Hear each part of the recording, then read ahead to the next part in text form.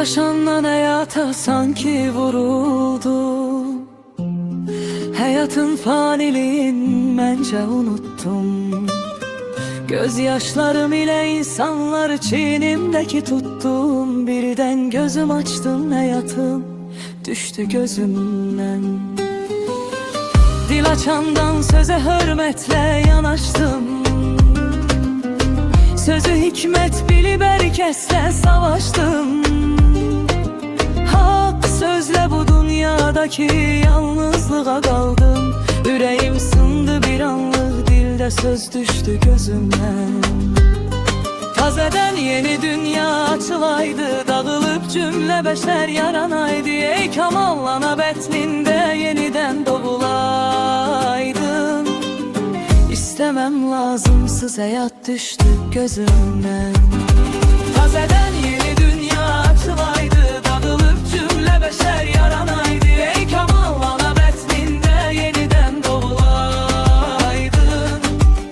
İstemem lazımsız hayat düştü gözümden.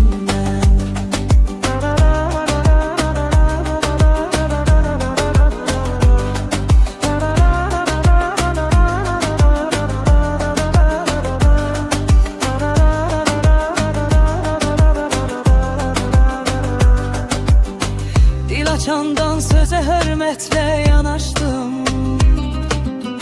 Sözü hikmet bilip herkesle savaştım. Ha sözle bu dünyadaki yalnızlığa kaldım.